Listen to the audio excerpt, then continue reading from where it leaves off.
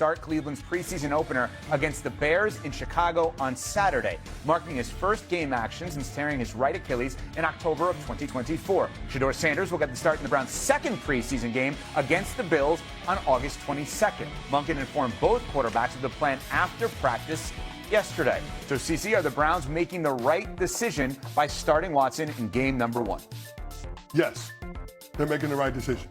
Now, I don't think that Deshaun Watson should be the starting quarterback in week 1 of the regular season. I do believe that should be Shedeur Sanders. Here's the thing. Todd Monken clued us in when he made this announcement that both Deshaun and Shedeur are going to have an opportunity to start preseason games this year. Shedeur is going to start week 2 of the preseason against the Buffalo Bills.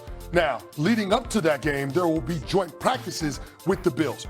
Who ends up taking the lion's share of the first team reps is going to clue us in on who has the inside track to being the week 1 starter. And what I will say is this. It would be odd for Shedeur Sanders to start the second preseason game against the Buffalo Bills if during the joint practices in the lead up, if he's working with the number 2 unit primarily. And so I think it's interesting to see what ends up happening in terms of who ends up taking the lion's share of those reps in those joint practices, because we know Shedeur is going to be the starter for the preseason game 2. Also, just one quick follow-up on this. If you believe that Shedeur should be the starter, and he's in his second year, this is not a rookie season. With a new system. Why not have him go right off the bat? What are they doing starting anyone else? That includes Dylan Gabriel. Well, clearly we're not at a point where there's enough separation between either quarterback to name a full-time starter, right? Todd Monken told us back in the spring he wanted to have QB1 decided after OTAs and minicamp. He couldn't make a call then because neither quarterback had created enough separation. And so we're in this place right now where we're still trying to figure out who's going to be the guy. But the later this thing goes, when it comes to the competition, the tie goes to the young guy. Because Deshaun Watson isn't your future in Cleveland. At least Shedeur Sanders has the opportunity to be. Wait, Steve, why do you disagree with that? The tie is not going to your young guy. What's going on is something is not being said. So let me help you read between the tea leaves. You have a second-year quarterback who's learning a new system. You have your veteran quarterback, Deshaun Watson, who has been around a number of different offenses.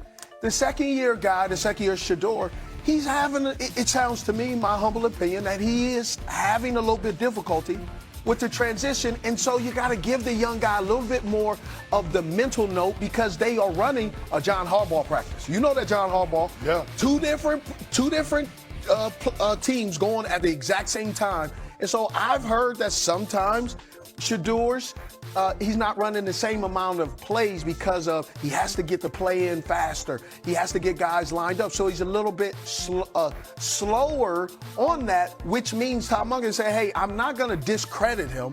I'm not going to be at a disadvantage because training camp is about putting as much pressure on the guy and seeing how he handles it. And so they're doing that and not keeping that against Shedeur. Does that make sense? I still struggle to understand how it benefits Cleveland long-term for Deshaun Watson to play more games this upcoming season than Shedeur. That's the part that doesn't make sense. Harry, you agree with Steve. Why? Yeah, so number one, when you look at Todd Monken, I think we're losing sight of this. He's a first-year head coach. And recently, how many first-year head coaches have we had not keep the job in year 2? So if you have a neck-and-neck race, yes, I'm going to lean on the veteran quarterback that has been there and done it multiple times, although it's been a long time since he's done it. And although he's had back-to-back season-ending injuries.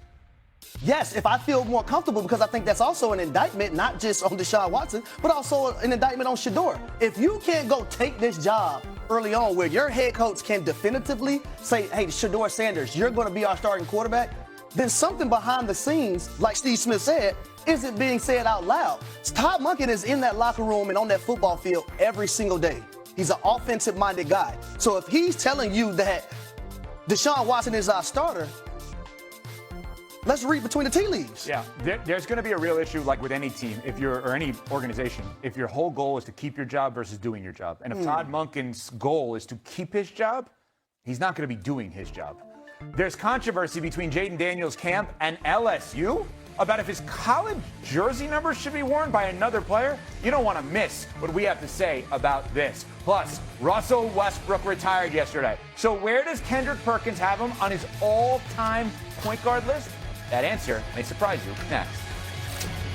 With the Tennessee Titans, I've been seeing them flash everywhere. Hadn't got the opportunity to get down there, but everyone I've talked to down there, you just see all the different things. First wide receiver taken, arguably wasn't the best wide receiver, as they said, because of Jordan Tyson and some of his injuries and all that stuff.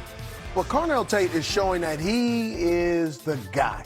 And it's going to be really interesting with Brian Daboll being the offensive coordinator, because he was offensive coordinator in Alabama where they had Calvin Ridley. And I thought Calvin Ridley was on his way out. But understanding who the offensive coordinator is, he needs a guy that can press the offense, get that fourth level, go ahead and run the defense. Not call him a decoy Leroy, but getting a guy that can clear it out and make himself available. And then you have Wan'Dale Robinson working underneath, and you have a young, fresh-leg Carnell Tate who also understands the why and the how. So I had Brian Hartline on my podcast, The 89 Show. He's talking about how young and smart he was able to be with Carnell Tate. And so just using all my information I have, man, this young man, I'm excited to see, can he do well and do well quickly? Steve Smith Sr. up 1-0 on the free plugs. We all got to do better for ESPN Radio over here. CC, your guy, you're most intrigued. So I'm going to take a different approach, a different spin. I'm most excited to see the Cincinnati Bengals, right?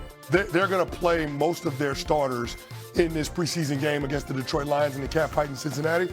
And I want to see Joe Burrow, the sense of urgency this team has, and how they started out. Now, the starters probably aren't going to play long, but for Joe Burrow to come out earlier this offseason and say that this team reminds him of the 2019 LSU Tigers when they won a national championship, he's setting a really high bar to clear in Cincinnati. Now, they traded a top 10 pick for Dexter Lawrence, and so the defense presumably won't be the scapegoat for why the Cincinnati Bengals can't get to where they're going. So if I had to boil it down to one player, it'd probably be Dexter Lawrence going into year 2 of Al Golden's scheme with the Cincinnati Bengals. But overall, I want to see this Bengals team and how they come out tonight. So are you saying the Dexter Lawrence that we know when he was with the Giants, where when he was in, he was great, but when he was out because of his conditioning, that teams run all over the field? Or are you talking about Dexter Lawrence that's going to be in all 4 plays of the defense? Yeah, I mean, Dexter Lawrence has to be a 3-down player for the Cincinnati Bengals. Gotcha. He's a foundational piece. Anytime you trade a top 10 pick for a veteran player who's angling for a new contract, that means you have conviction on what that player can be in that scheme, and there's clearly a need for it. So Cincinnati decided they're going to do that. Second half of last year under Al Golden, they got much better defensively.